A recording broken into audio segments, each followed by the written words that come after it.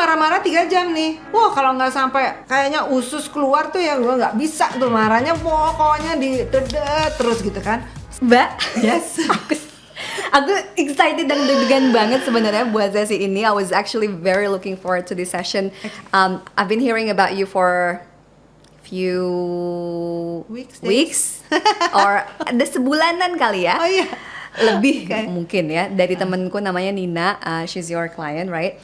And then when I heard that she went to this session, aku awalnya lupa namanya sama siapa, but then she mentioned about bioresonance. I was like, huh? What? Terus aku langsung kepo kan, terus dia kayak, dia pakai Bicom juga, because that was my first introduction sama Si si bioresonance bioresonance ini. ini. Adalah Okay. Bicom, karena mantan suamiku punya Bicom dulunya. Nah, initially kan kayak when we talk about bioresonance machine itu kayak apa sih nih, kayak ini dukun apa, ini alat dukun apa gimana gitu kan. But I mean we will talk about that in detail, but before we even talk about bioresonance machine, sound healing and the other things that you're doing which is amazing, I wanna, well, this is just a reflection of you. Aku mau mulai dulu dengan nanya tentang cerita dirimu, karena kan well, before you go into this health and wellness and healing world, you were, I mean, you are still I'm still. a harpist. Yes. Like, Always will be. always will be. Karena ngomongin soal harpanya aja, itu kan such a common choice for career in Indonesia.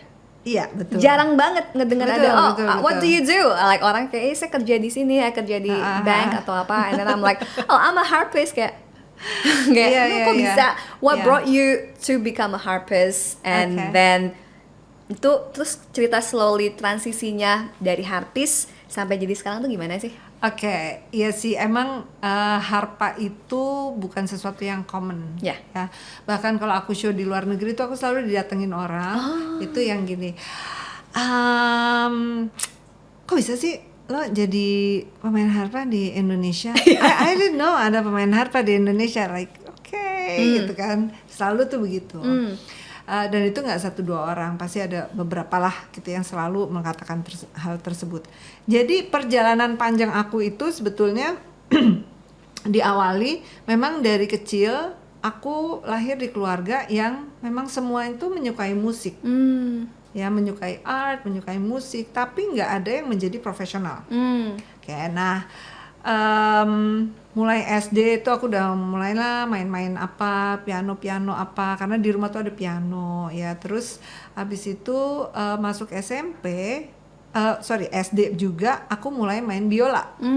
Nah setelah main biola masuk SMP, kayaknya pengen cari alat musik lain ya, karena sebenarnya kalau kata orang bule I suck main biola, aku nggak bisa. Jadi jelek banget bunyinya, itu jelek banget bunyinya, itu kayak pintu yang di rumah tuh gitu ya, pokoknya nggak enak banget buat telinga aku ya. So anyway akhirnya gimana ya, cari alat musik lain deh. Terus sempat mau ke flute. Mau ke flute. Nah waktu lagi les flute itu aku ngelihat ada satu poster, ada banyak tuh instrumen-instrumen gitu kan. Nah itu apa sih Pak? Nah itu namanya harpa. Itu gimana ya maininnya ya? Terus saya kenal ada yang bisa main harpa. Hah begitu? Iya waktu itu namanya Heidi Awi. Ya jadi si Maya kecil ini waktu itu aku umur 14 tahun. Jadi gak kecil-kecil amat juga. Dapat nih nomor teleponnya Mbak Heidi Awi. Ya telepon nih, Mbak saya namanya Maya, saya Mbak main harpa ya, saya mau belajar dong gitu. Dia juga terkaget-kaget ya, karena waktu itu belum zaman handphone, belum apa-apalah gitu ya. Terus anyway aku sama supirku mencari alamatnya. Terus aku pertama kali ngelihat harpa di situ, wah, ini sih kayak nggak ngerti banget nih gimana mainnya jodoh gitu ya. Tapi udah belum. Ini gimana ya? Tapi ya udahlah, ayo kita coba aja deh gitu. Terus itu ukurannya lebih gede dari badan nggak sih? Iya, lebih gede dari badan, dan kayaknya kayaknya 14 tahun tuh kayak, wah ini gimana ya gitu. Kayak takut-takut banget. So anyway, that was my first encounter dengan harpa ya. Terus habis itu aku ke orang tuaku, aku bilang, Mami, Papi nih aku mau main harpa.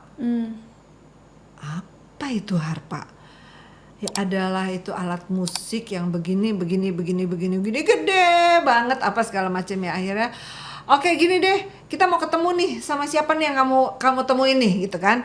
Ya udah, terus dia ketemu. Oke, kamu bener Maya mau les harpa? Mau gitu kan ya. Itu sebenarnya juga masih ragu-ragu ya. Terus Karena itu masih muda. ya SMP berarti kan itu? SMP. Wow. Mau naik kelas 3 SMP. Oke, kalau kamu benar-benar mau, oke, kita oke. Tapi awas ya kalau sampai ganti lagi. Jadi itu dengan ancaman ya. Emang dirimu dulu suka kayak Ya kan dari biola, terus sama Oh. juga mau ganti apa terus gitu I see. kan. Ya udah akhirnya oke deh gitu. Terus oke, masuk SMA, I got my first harp. Terus lesnya juga cuma seminggu sekali ya. Sama mbak yang sama ini. Sama Mbak Heidi. Habis itu masuk SMA Tarakanita, drum band segala macam main kan gitu ya. Pokoknya it was a good high school life lah gitu. Terus harpanya ini ya oke gitu, tapi aku mulailah main dan sebagainya ya. Tapi maksud itu belum dapet Feel-nya banget. feel-nya belum banget. Ya kalau sekarang melihat ke belakang, ya waktu itu sih belum gitu ya. Yeah. Tapi anyway, aku harus kuliah di Amerika pada saat itu. Jadi mendekati kelas 3 SMA, cita-citaku adalah aku harus kuliah di Amerika. Padahal pengen jadi lawyer. Oke. Padahal pengen jadi lawyer. Terus kata orang tua nggak bisa. Kalau kamu mau jadi lawyer, kamu harus sekolah di Belanda. Karena basis law-nya Indonesia adalah si Belanda. So you have to go there. Enggak, tapi saya nggak mau. Pengennya di Amerika. Pengen di Amerika. Karena semua kakak-kakakku di Amerika. Jadi pengen ngintil gitulah kira-kira. Terus apa ya kalau gitu di Amerika sekolah apa ini ya? Yaudah deh, musik deh. Terus bikin tape demo lah gitu, masih kaset waktu itu kan, rekam, cek, main gitu. Sekarang kalau dengerin lagi sih jelek banget ya, tapi anyway For that age beda ya. Anyway, nggak tahu gimana aku diterima di konservatori itu pakai yang si di harpa. sekolah musik ini. Yang si tape-nya. Iya, si tape ini gitu ya. Mungkin mereka melihat kayak apalah bakat terpendam kali atau apa ya, nggak ngerti deh. Pokoknya anyway masuk nih. Masuk. And then semua pikiran aku tentang sekolah musik, udah sekolah musik nih. Udahlah paling latihan-latihan aja gitu kan. Ternyata tuh bubar. Sekolah musik tuh susah banget. Susah banget. That's what I heard. Ya jadi bukan hanya kita harus latihan, kemudian belajar sejarah musik, ear training, ya listening, abis itu ada ensemble, jadi mesti main di orkestra, main di mana, main di segala macam. Kemudian kita juga harus ada teori, kita harus ada. Nah kebetulan sekolah aku ini namanya Willamette University di Salem, Oregon. Dia itu mengharuskan semua music studentsnya ini untuk belajar taking compulsory classes, yang artinya kelas-kelas wajib. Ya. Ya, jadi ada tuh biologi, matematika, ekonomi, Dikira bisa kabur. religion, literature, segala macam tuh harus diambil juga gitu ya. Jadi aku tuh sekolah kayak jam 8 pagi baru selesai selalu tuh jam 2 malam. Wah, Jam 2 pagi. dua subuh. Ya. Dua Buset. subuh.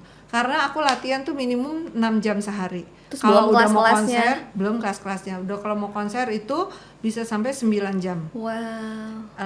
Di luar ada library time, di luar ada mesti ke science classes gitu ya, mesti bikin praktikum dan sebagainya. Itu juga creating presentation, belajar komputer, matematik dan and so forth gitu. Jadi basically udah nggak punya waktu.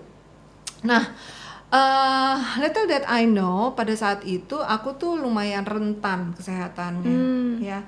Jadi sebetulnya sebulan sekali tuh pasti ada episode mau pingsan, ya. Nah tanpa aku sadari, aku tuh jadi badak banget, jadi kuat banget nih kesehatannya. Nah itu satu periode ya. Nah habis itu balik nih ke Indonesia tahun 93 kan, mulai masuk Twilight Orchestra, mulai gabung dengan Nusantara Symphony Orchestra, kemudian dengan Orkes Simfoni Jakarta OSJ di bawah Yudianto, kemudian aku menjadi first harpist di Malaysia National Symphony Orchestra di Kuala Lumpur. Jadi aku back and forth, Jakarta, Malaysia, gitu ya. Kemudian habis itu mulai orkes di Surabaya, Surabaya Symphony Orchestra, basically semua orkestra I was in it ya. And then setelah itu masuk tuh Kasih Tak Sampai, lagu Kasih Tak Sampai ya. And then after that itu tahun 2001 ya. Nah setelah itu aku mulai jadi crossover artist. Jadi aku keluar dari orkestra, kemudian aku mulai masuk ke pop music. Pop, jazz, aku main heavy metal juga, aku kolaborasi dengan traditional music dan sebagainya. Orkestra aku masih lakukan tapi hanya occasional. Jadi kayak waktu itu aku main dengan David Benoit, aku main dengan George Benson, kemudian sempat main juga dengan Andrea Bocelli gitu ya. Untuk hal-hal seperti ini, okay, I still do my orchestral harpist pieces lah, seperti itu. Waktu itu juga ada orkestra dari Kroasia dan sebagainya, itu aku masih lakukan. Tapi selebihnya aku basically I have my own band atau dipasangkan dengan band lain dan sebagainya. So basically a crossover artist. Nah di tahun 99, karena aku tuh adalah orang yang selalu upgrading my dreams per 5 years. Every 5 years? Every 5 years. Tahun 99 tuh actually abis mimpinya. Jadi kayak orang kehilangan pegangan hidup nih. Ini gimana ya? Gue nggak punya mimpi gitu kan? Karena mimpi-mimpi yang sebelumnya udah kecapai. Udah tercapai gitu. Jadi gimana nih kok gue nggak punya mimpi? Oh my god, kehilangan pegangan. Oke, kalau gitu mulai research. Ini kok ada a bunch of harpists ya, sekelompok pemain-pemain harpa yang main on the bedside. Bedside itu bukan tempat tidur biasa ya, tapi maksudnya adalah tempat tidur di rumah sakit. Ini di Amerika. Ini ngapain ya orang-orang ini? Nah pada saat itu belum ada tuh Mbah Google. Jadi lumayan sulit mencari itu. Tapi ya kalau namanya if you believe in is your path, then ada aja jalannya ya. Itu akan datang kepada kamu. Seperti itu kan. Oke, jadi menemukan ini, akhirnya gimana ya? Oke, aku mesti melakukan perjalanan ini nih karena penasaran and I want to know what this is ya. Jadi aku melakukan perjalanan tuh di awal tahun 2000. Wow. Januari sampai Februari ke US, keliling US. Dan I end up in Russia. Itu jauh ya. Ya gitu deh. Nah jadi aku muter tuh East Coast, West Coast, East Coast, West Coast, bolak-balik sesuai dengan orang-orang yang mesti aku temui. Ya dan di situ it was my first experience using music ini bukan sebagai entertaining, ya, tetapi using music ini as medicine. Wow. Di situ pertama kali, ya. Nah kembali aku ke Jakarta, aku mulai bikin beberapa trial lah seperti itu ya. Tapi at that time tahun 2000 nggak ada orang yang dengerin aku. Iya, awarenessnya masih belum. Nggak ada. Bukan tapi nggak ada sama sekali, nggak ada sama sekali ya. Nah jadi setelah trial itu aku memutuskan I don't wanna do this. Not yet. Karena no, I don't wanna do this. Oh, back then. No, I don't wanna do this. Karena ini terlalu aneh. Enggak, aku maunya show. Ya jadi aku kan show-nya bukan cuma di Jakarta ya, aku show ke luar negeri dan sebagainya. I enjoy it very much. Jadi aku nggak mau ngelakuin ini. Ini gue mau main buat siapa?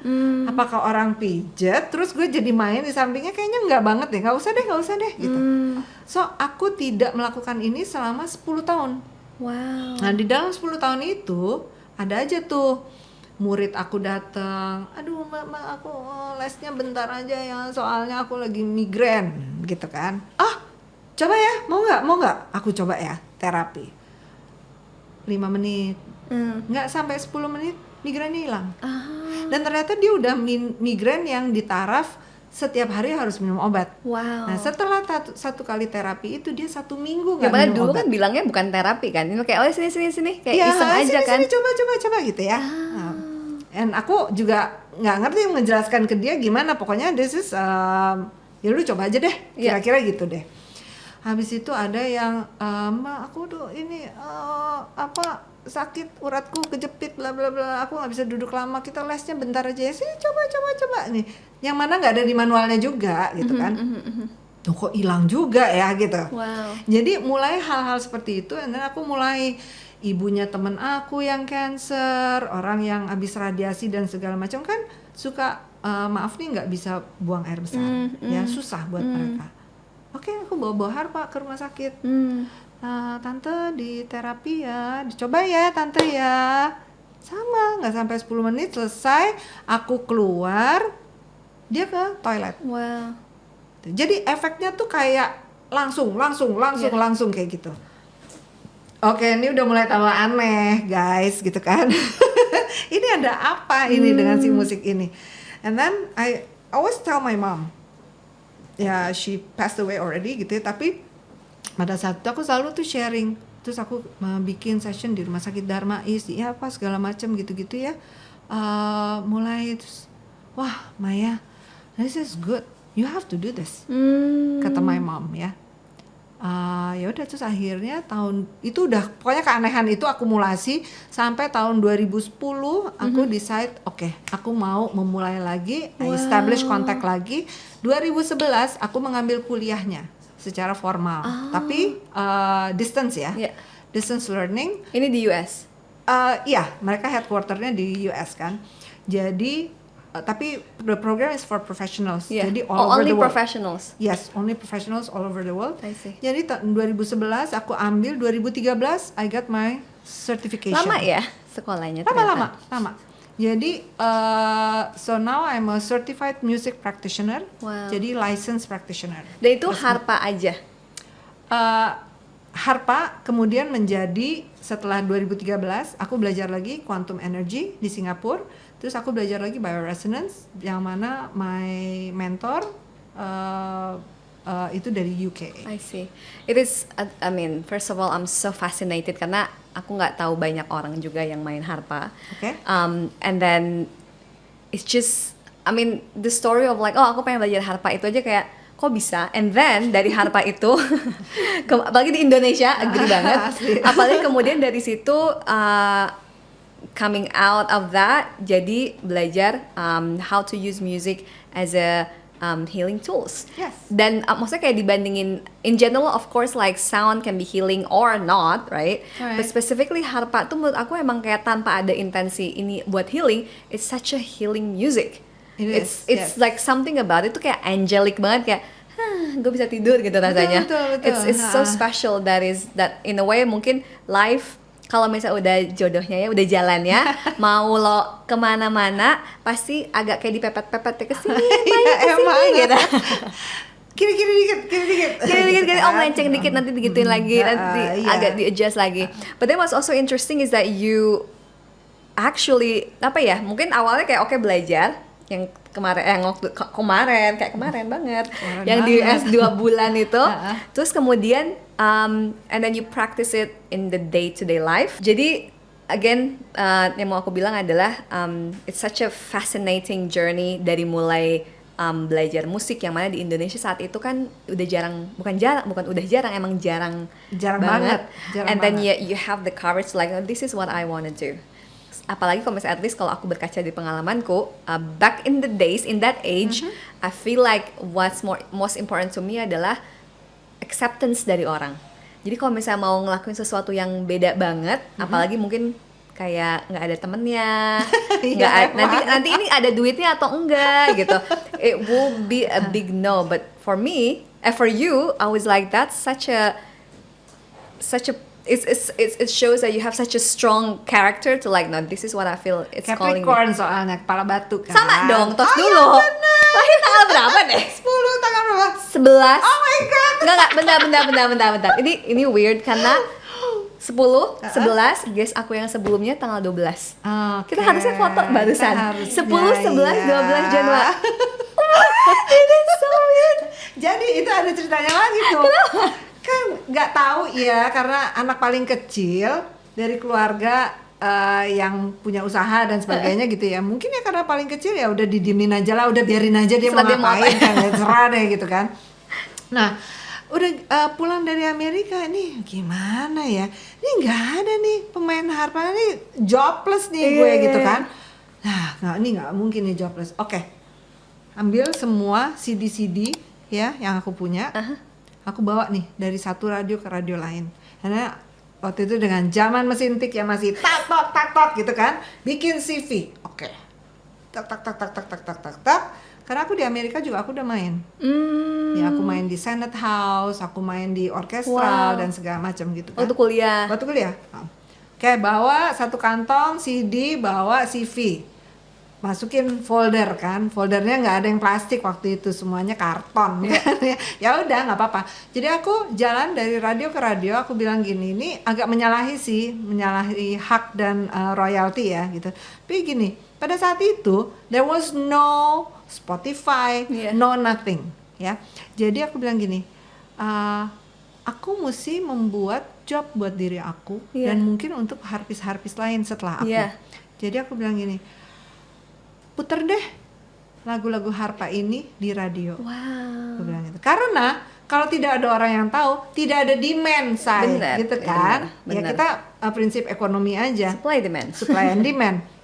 Kalau nggak ada demand, gue nggak punya job. Ya udah, yuk silakan puter. Pilih yang kamu suka. Ya udah nggak apa-apa, puter aja satu lagu kayak 2 lagu. Anything to have the hard music ini akhirnya mulai diputar dan didengar orang kan. CV aku jalanlah dari orkestra ke orkestra. Ini nama saya Maya, saya main harpa, tolong saya di audisi gitu. Because audition is something yang sebenarnya very common ya di musician. It's very common gitu. Ya nggak tahu deh di sini bagaimana ya, tapi kalau di Amerika itu sangat common. And it's okay to be audition gitu.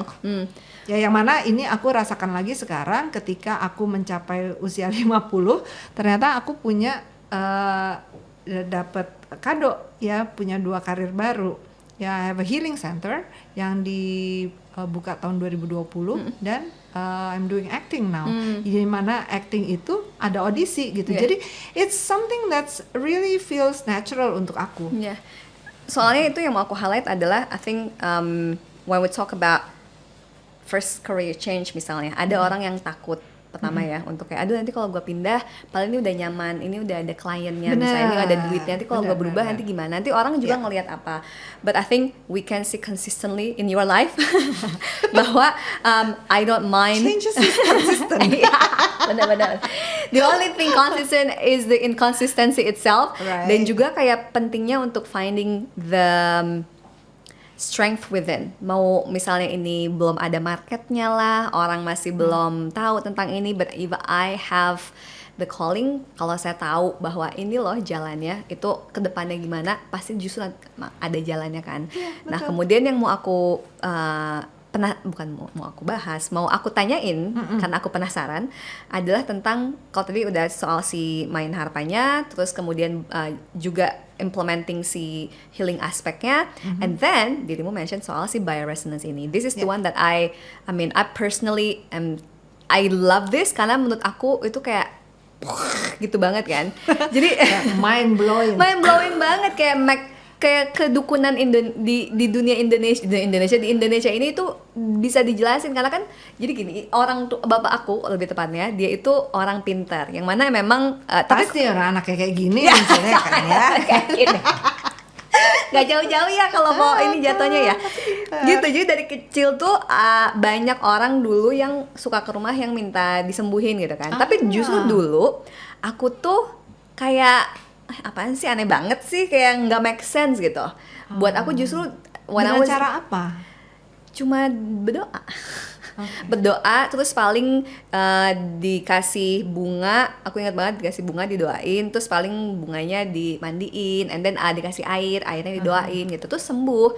And then every night back in the day so kayak rumah tuh pasti selalu ada tamu kayak gitu, karena kan during the day he's working.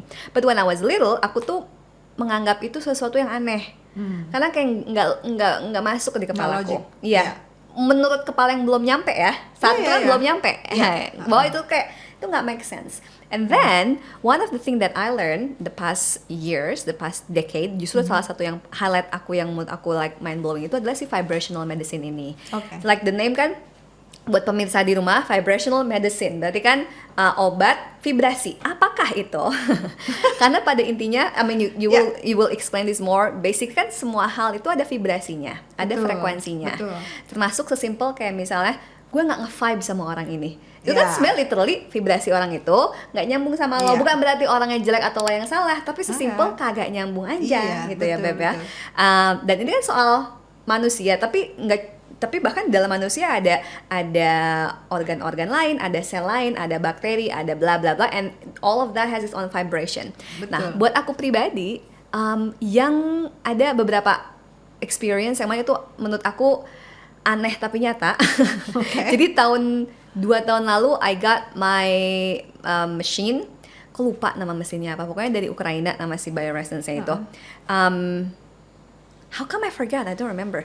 But anyway, dan dulu saat itu tuh, ini pas aku udah punya, aku tuh lagi punya parah banget GERD. Jadi kayak bukan salah makan dikit, telat makan dikit langsung sakit banget lambung aku. I already tried with so many things, kayak misalnya diet aku benerin, terus kayak begadangnya. I already practiced so many things, tapi kok nggak hilang-hilang gitu, nggak make sense. Terus akhirnya pas dilihat di mesinnya, itu kelihatan, yang punya aku at least dia ada visualnya gitu kan, kelihatan bahwa itu inflame banget. Kayak ada apa ya, kalau di mesin aku tuh dia kayak ada titik-titik yang ada warnanya kan, ada yang jadi begitu juga ya? Ada di aku ada beberapa mesin. I see. Ada beberapa mesin yang berfungsi berbeda-beda sih sebetulnya. So anyway, nah itu jadi di situ kelihatan bahwa ternyata tuh yang specifically the area that actually have an imbalance adalah si lambungnya, tapi juga specifically ada area di dalam lambung yang mana ternyata si Helicobacter pylori itu suka sembunyi di situ. Yang mana kalau gue cek, waktu itu sempat cek lab, there's no Helicobacter pylori hirsia, nggak ada. Tapi kan kalau dari vibrational medicine, you cannot lie. Right.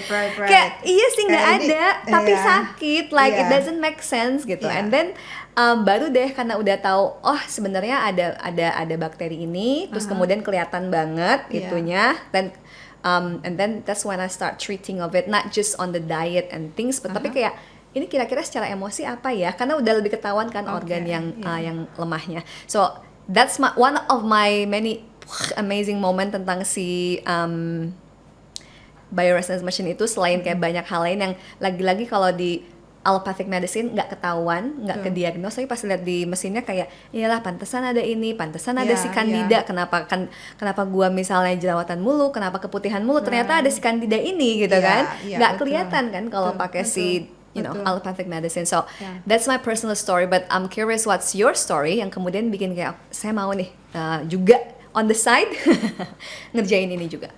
Sebenarnya kalau aku sih waktu itu karena aku mau ngobatin my mom. I just want to be able to stand by. Kalau nyokap gue sakit, gue bisa bantuin. Seperti itu. Karena pemahamannya adalah gini. Waktu dulu aku pemahamannya masih agak cetek ya, waktu awal-awal di tahun 2000 itu. Tapi sekarang I'm very well punya lah semua informasi itu, dan pengetahuannya udah jauh lah gitu ya, jauh lebih lengkap, jauh lebih jauh lebih paham lah gitu. Jadi ketika kamu bilang vibrational medicine ya, kenapa vibrational? Mungkin kita tarik dulu ya, mundur ke situ ya. Jadi kalau ini disebutnya adalah complementary therapy ya.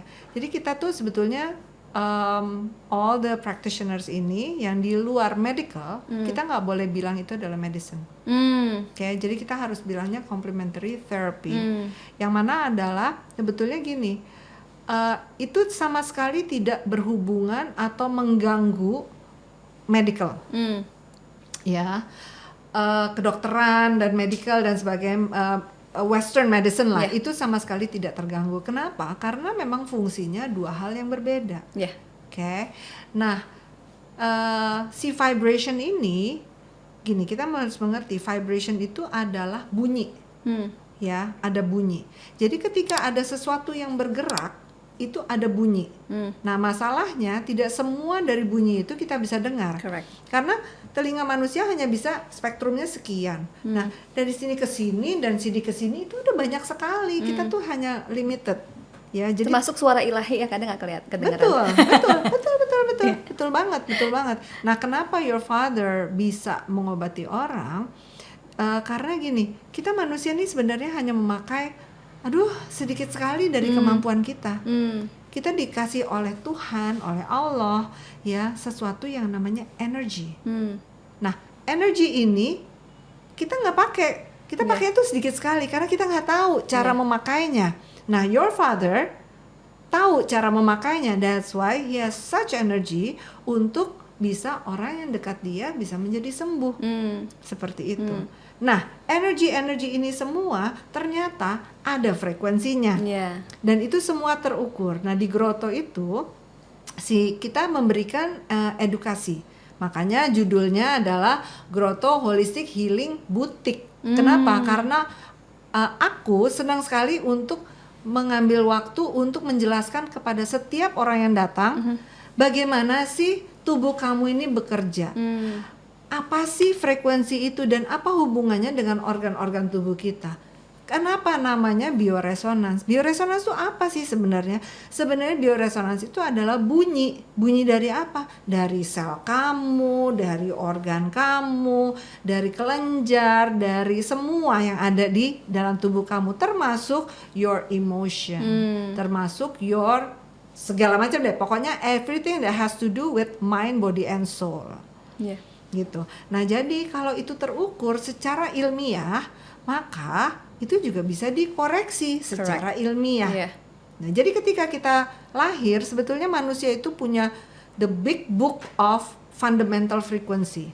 Jadi kita harus di frekuensi yang benar nih, makanya tubuhnya bisa berjalan, berfungsi dengan baik. Nah, kalau kena polusi, dia menjadi tidak baik, jadi imbalance. Nah, ini yang harus kita benerin. Gitu sih. Yeah. Sebenarnya kayak there's an explanation, scientific explanation. Yes, and very simple. Iya, sebenarnya. Cuman mungkin kadang pertama kita pengen nyusahin hidup kita sendiri. Selalu. Kalau bisa susah kenapa gampang gitu kan? Itu tuh motonya orang Indonesia deh. Kalau bisa sulit kenapa harus gampang ya. Yang kedua kadang informasinya nggak nyampe aja. Bener. We also believe that, many of us believe that kalau misalnya nggak kelihatan, kalau misalnya nggak bisa diraba, kalau misalnya nggak kerasa di the five senses organ is not real. Padahal kalau misalnya kita ngomong virus juga kita nggak bisa lihat, kita nggak bisa rasa, tapi bahayanya minta ampun. Bener, udah bisa dirasain ya beberapa tahun ini. Itu dia kan. Bener banget. Nah, aku selalu believe apa yang Einstein katakan, bahwa kalau kamu tidak bisa menjelaskan kepada anak umur 6 tahun, maka actually kamu nggak mengerti. Agree. Gitu. Jadi aku nggak sedang yang ribet, aku senangnya simple, straight to the point. Kita jelaskan how your body works logically, sehingga kita bisa menangkap dan mengerti dan punya pengertian yang baru tentang bagaimana kita operate sistem tubuh kita. That's fantastic, and I'm so happy to meet you here. I always want to talk about this, tapi kayak gue tuh I don't have the capacity to talk about it karena I don't have the proper training, professional. I just do it because I have the machine. I've been through the session. Tapi kayak I need someone so jodoh banget ketemu. Deket, ya ampun. Kocak banget. But anyway, ini khas ada Nina nih sebagai mak comblang kita. Nah, the next question that I am curious about, yang hopefully other people can also understand more, bahwa ini bukan dukun ya, ini bukan kayak something woo-woo. Bahkan lucunya adalah your machine is made in Germany, right? Right. Jerman itu kan kayak science banget, logis banget orang-orangnya. Jadi makanya ini kayak lucu banget. Ini kalau nggak bener, dia nggak boleh jual. Nggak boleh jual. Akan dipotong, dicacah, nggak bisa.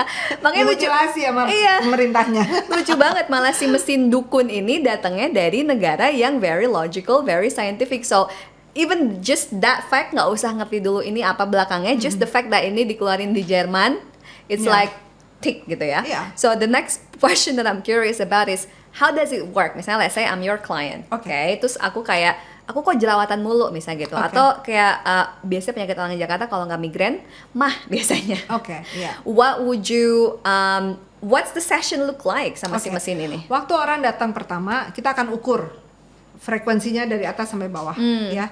Frekuensi secara keseluruhan nanti kita bisa langsung petakan. Dengan dia Apakah- tuh kayak pegang. dia pegang, Oke, ada ya. yang diukur ya. Apakah orang tersebut di normal energinya? Apakah dia itu ada inflamasi? Apakah ada infeksi? Apakah dia kelelahan? Itu semua kita bisa petakan, ya. Nah dari situ kita mulai ngecek dulu eliminating organ dia. Jadi organ-organ yang untuk membuang racun. Karena sebetulnya kalau kita ngomong tentang bahwa mungkin pernah dengar ya, manusia itu semua bisa self heal. Ya oke, bisa self heal, tapi kenapa jerawat gue tiap bulan keluar? Iya. Ya kan? Ya oke, bisa self heal, kenapa aku kembung-kembung nih terus? Lah gimana caranya untuk self heal? Oke. Nah, self healnya itu sebetulnya adalah nomor 1. Setiap organ di dalam tubuh kita itu mengeluarkan racun dari bagiannya dia. Oke.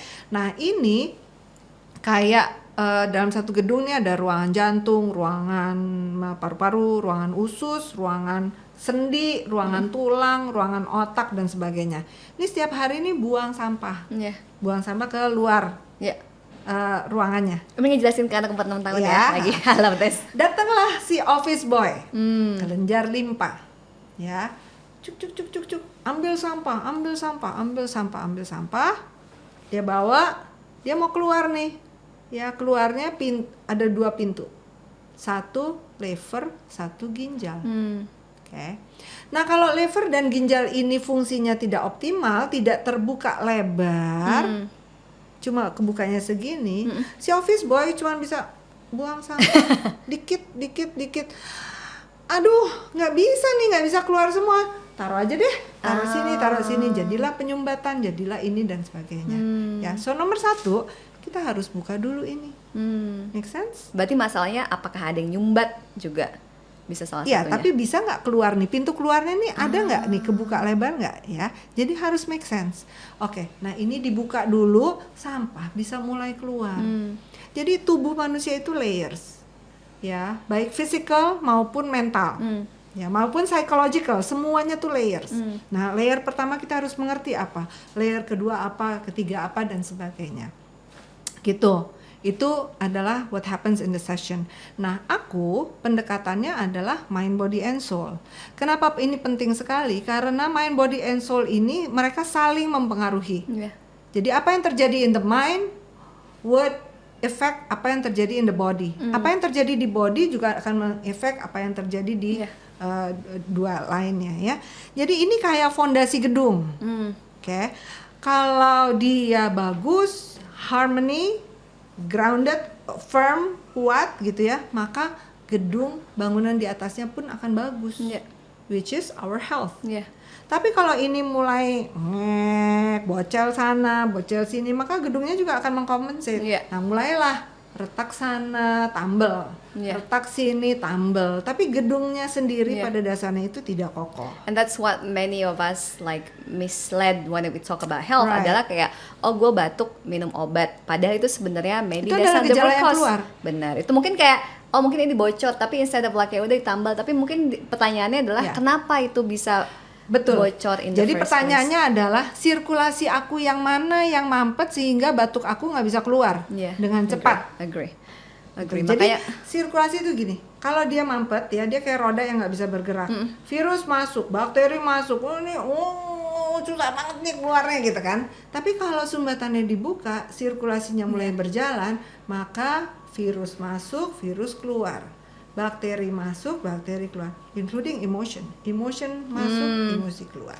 Jadi intinya it's not about controlling atau jangan sampai gue sedih atau jangan sampai gue ketemu orang yang bikin gue marah atau polusi, karena lagi-lagi itu kan nggak bisa dikontrol. Nggak bisa. But what can we control is how we can digest it. Kita bisa make sure itu keluar lagi dari kita instead of stuck di dalam badan. Betul. Jadi kayak misalnya gini, misalnya nih ada satu keluarga anaknya 5, ya, orang tuanya meninggal nih misalnya ya. 4 orang ya semua sih sedih, tapi 4 orang ini bisa oke, saya bisa menerima. Yang satu enggak, ya berantakan lah, apa segala macam gitu-gitu. Apakah orang tuanya lebih sayang sama satu ini daripada yang lain? Enggak juga sebenarnya. Tapi si anak yang satu ini lebih tidak balance dibanding yang lainnya.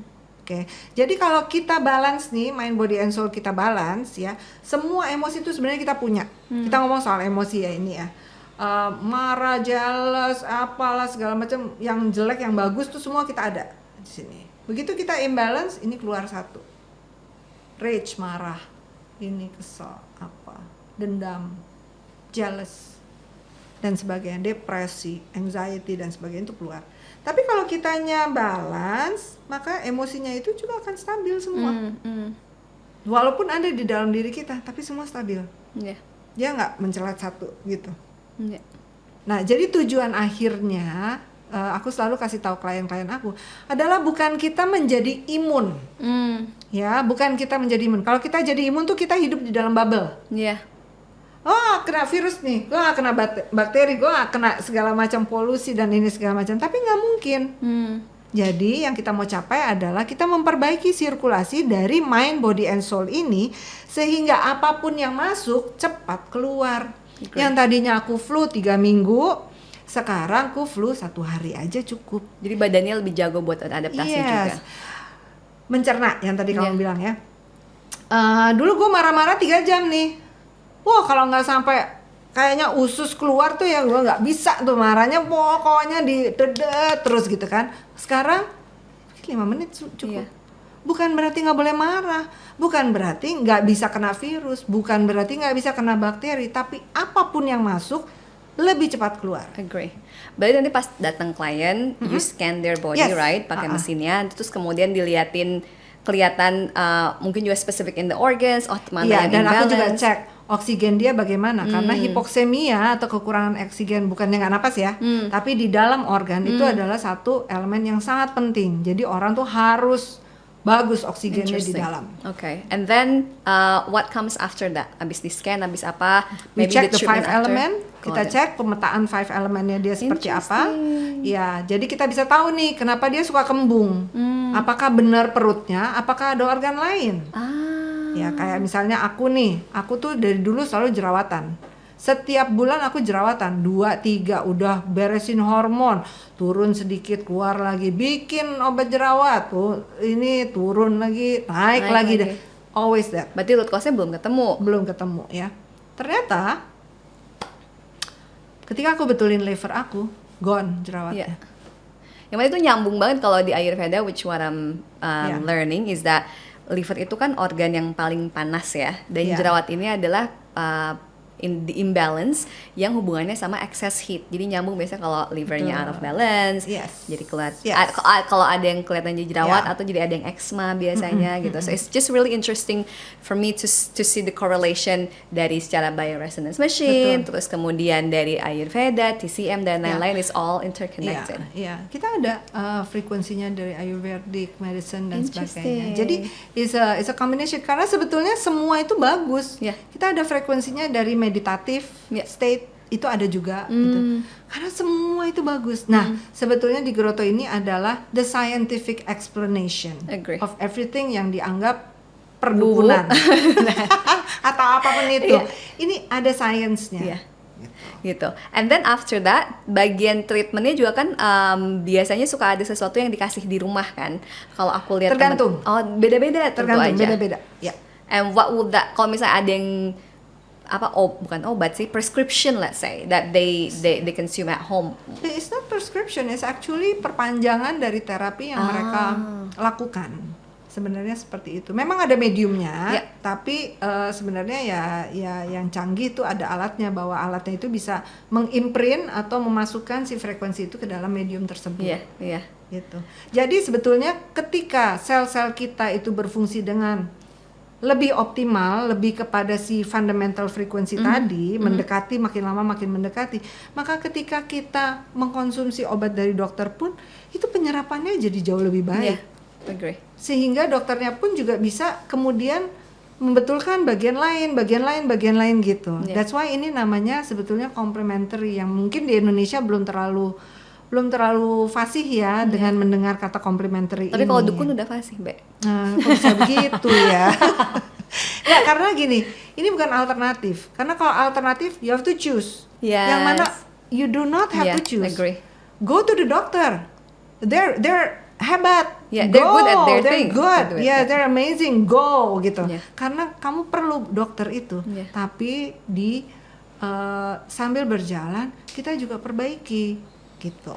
That's I think also what I want to highlight, karena banyak orang yang berpikir bahwa when you choose natural medicine, terus berarti kayak the other form of medicine itu salah, atau kayak ini you need to avoid that. Padahal I agree with you completely tentang apa sih dua jalan ini, sebenarnya bersandingan and they complement each other karena purpose-nya beda. Kalau allopathy kan they really good on like you have like pain, you have like that pain yang kayak habis tabrakan. You don't go to like Grotto, kayak lo harus datang ke emergency buat di stitch gitu kan, iya buat dong. di surgery. Gimana sih? Jadi intinya gini, semua yang ada di sekitar kita sebetulnya tuh baik. Yeah. Cuman kita kadang-kadang ya itulah, karena ada kata-kata alternatif itu kita merasa bahwa kita harus memilih, padahal enggak. Jangan memilih, pakailah semua gitu kan. Agree. Jadi balik lagi ke intensinya apa. If it's like an acute yang kayak butuh immediate attention, kayak misalnya kalau lo ketabrak. Iya, kalau robek ya jangan ke Grotto lah ya, ke rumah sakit lah. Ke rumah gitu. sakit. Iya kan? And things that is more in that nature, allopathic medicine is good at that. At the same time, if you wanna like lebih ke maintain, mungkin ada juga balancing side effect of medicine, itu juga potent kan, bisa pakai si complementary medicine ini. And something that I also wanna highlight is about kalau aku lihat temanku Nina itu, dia pas pulang-pulang bawa si droplets itu kan, yang mana kalau aku dulu bukan dulu sih, sama si alat yang aku punya kan itu bisa si perpanjangan frekuensinya itu kan bisa di imprint di sugar globes, right? Atau kalau aku mah diminum langsung airnya. Can you please explain a little bit more on that? Karena orang mikir ini apaan, air doa gitu kan, padahal lagi-lagi ada penjelasannya gitu. Iya, ya sebenarnya doa pun juga ada penjelasannya. Karena ketika kita tap in, kalau kita kan doa kepada Tuhan ya. Tuhan itu adalah the highest frequency. Yes. Jadi ketika kita tap in dengan Dia, banyak hal mujizat-mujizat bisa terjadi. Seperti itu. Jadi sebenarnya ada explanation-nya. The next question yang mungkin we also coming to the end of today's episode adalah yang lagi gemes banget. Gimana ya? Adalah ngomongin soal polusi ya kan. Kebanyakan audiens kita tinggal di Jakarta, pemirsa nih orang-orang Jakarta atau ibu kota atau kota besar yang mana polusi di mana-mana. And when we talk about pollution kan nggak cuma soal polusi udara, tapi kan polusi itu banyak banget ya, dari mulai polusi visual, polusi audio, semua polusi sosial media gitu. Wah, itu polusi kayak karena itu banyak banget. Iya juga. It's like burning our neurons sebenarnya gitu kan. What do you think is the best healing method for pollution, and especially dari kacamatanya si vibrational medicine ini? Oke. Gini. Polusi itu kalau aku masukin ada 3 kategori besar ya. Polusi makanan, which kita pasti udah tahu lah ya, kalau polusi makanan itu jangan makanan yang begini dan sebagainya, minyaknya harus bagus dan sebagainya ya. Kemudian ada nomor 2 adalah polusi udara. Ya, nah sekarang Jakarta nih termasuk salah satu kota yang lumayan banyak polusi udaranya, seperti itu kan. Jadi kita mulai aware dengan polusi udara. Oke. Nomor 3 yang menurut aku orang-orang belum aware adalah polusi suara. Oke, nah polusi suara ini seperti apa? Bukan hanya kalau misalnya ada orang marah-marah itu polusi suara ya, tapi karena kita nih tinggal hidup di zaman dimana banyak sekali mesin di sekitar kita. Kayak tukang las di depan. Tukang las di depan, bahkan AC yang ada di rumah kita ya, walaupun dia emitting noise. Ya, nah kalau bahasa Inggris ada 2 macam nih, ada sound, ada noise. Ya, sound itu in harmony dengan tubuh kita, dengan mind, body, and soul kita, ya. Makanya ketika ada orang misalnya nonton konser klasik, dia akan banyak sekali tuh yang gini, aduh ngantuk ya gitu. Padahal ketika kita ngantuk itu adalah sign bahwa tubuh kita, sel-sel kita itu saling menyelaraskan. Oh. Jadi and we feel sebetulnya safe as well to just relax and drop in. Right. Jadi itu sebenarnya kamu healing di situ. Yeah. Ya, tapi kan orang merasa bahwa banyak nih yang merasa bahwa enggak, aku mesti up, mesti vitalitas aku tinggi dan ini aktif dan sebagainya ya untuk merasa sehat. Padahal semua itu perlu ada risetnya. Jadi kita perlu melakukan itu. Ya. Nah, yang aku mau highlight juga di sini adalah bahwa kembali telinga kita itu hanya bisa mendengar frekuensi dari sekian sampai sekian, ya kesana dan kesananya nggak bisa. Oke. Nah, noise yang ada di sekitar kita tidak semua kita bisa dengar. Then just because you cannot listen to it or hear it doesn't Tapi mean it badan doesn't kita influence. mendengar. Yeah. Jadi ini adalah luxury. Wow. Ya, tubuh kita ini mendengar dan karena tubuh kita berisi 60-70% air, maka semua bunyi yang sangat kecil pun akan teramplifikasi di dalam tubuh kita. Dan dia akan it travels, sound itu travels 5 times faster lewat In water dibanding lewat udara. Jadi kalau misalnya ada klakson dari jauh atau mobil apa yang dari jauh yang kita dengar, sebetulnya sebelum Efeknya telinga udah. kita mendengar, tubuh kita sudah mendengar. Dan our cells response. Yeah. Gitu. Ketika itu adalah noise, dia akan menjadi berantakan bentuknya. Nah, satu sel berubah, kita nggak rasa. 2 sel, 10, 1 juta, 10 juta, 100 juta, 500 juta, 1 miliar, 500 miliar kita masih nggak rasa. It's like a volcanic mountain. Ya, ini lavanya nih. Ya, imbalance sampai 1 miliar, 1 triliun dia meledak. Iya, meledak. Wow. Menjadi gejala. Then you go to the doctor. Iya. Padahal sebenarnya gejala itu ya cuman top of the iceberg. Yes. Right, and then there's still of this, makanya lagi-lagi the importance of like going hand in hand tentang allopathic medicine as well as this complementary medicine. I think that is such an important topic. I think that's such an important way to close our session today tentang kayak gimana sehat itu atau sumber penyakit itu bukan cuma hal yang bisa kita lihat dari tadi. Kalau makanan ya bisa kita lihat, bisa kita rasain, atau kalau misalnya polusi yang kerasa banget sama hidung kita, atau udah emang kelihatan literally cahaya si langitnya berubah, tapi sebenarnya polusi-polusi yang bahkan nggak kedengeran sama kita because it's still emanating some frequency. Betul. Dan karena tadi Mbak Maya emphasizing I think a really important topic bahwa badan kita kan at least 70% water, air. Mau ngomong air tapi udara tapi air. Air yang mana this is actually new thing that I learned bahwa ternyata kalau di air itu it's travel 5 times faster. Yes. That's intense. Wow. Jadi kalau misalnya gimana sih kita melindungi diri kita? So selalu pasang musik kecil aja, nggak usah kayak orang dengerin konser. Ya jadi fungsinya musik ini, kalaupun kan kita seneng nih sekarang, basically hampir semua orang punya playlist lah. Iya. Nyalain aja, putar, just tipis aja bunyinya. Would you recommend like a specific type of music atau playlist? No. Any music that you like. Okay. That's good. You like. That you Ya like, jadi ini apa namanya, kata kuncinya adalah that you like. Because it's for you. That's good. I like that.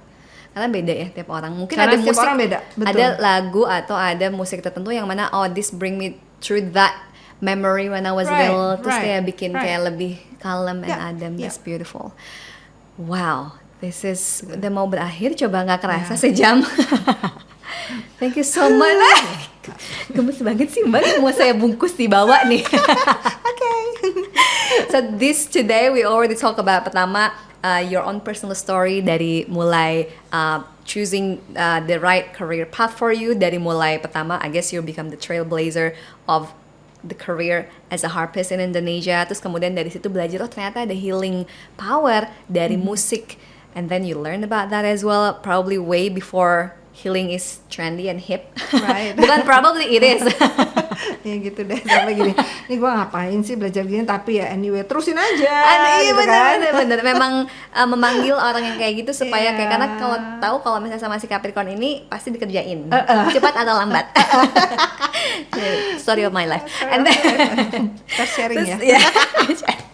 terus habis dari situ kemudian dirimu belajar juga ternyata ini kan ujungnya musik ini adalah frekuensi, and then you also found about this bioresonance medicine, si vibrational medicine ini. So I think I'm so grateful to meet you. Nggak cuma kayak bisa cerita, ngobrol, brain picking you of course.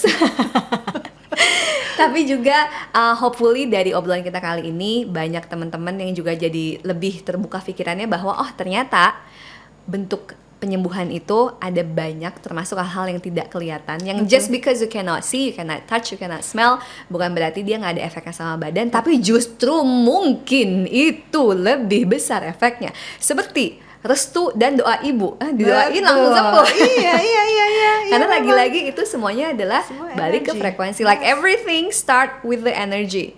Energy Semua has frequency. Jadi satuan terkecilnya itu adalah frekuensi. frekuensi actually. ini, Yes. benar. Makanya it's such a important yet not many people talk about tentang si topik ini, dan ini makanya juga I guess debunking kenapa air doa misalnya Betul. bisa Itu bermanfaat. kan ada ininya, ada penelitiannya. Dr. Masaru Emoto meneliti Iya. ketika air itu ada di lingkungan yang yang mana ada banyak pendoa, ya. Itu intensi semua, dan intensi itu ada its energy Yeah. and ada frekuensinya, Yeah. and it makes the water molecule itu menjadi heksagonal. Benar. Becomes very beautiful. Ya. Atau gimana kalau si airnya tuh datang dari pegunungan yang kualitasnya bagus, belum diapa-apain, dibanding misalnya airnya udah tercampur apa misalnya, Yeah, it's so yeah. impactful. And at the end ada yang minum. Gak apa-apa, minum aja kak. Enggak, bukan suara minum, suara ini. Oh soal itu. Alarm.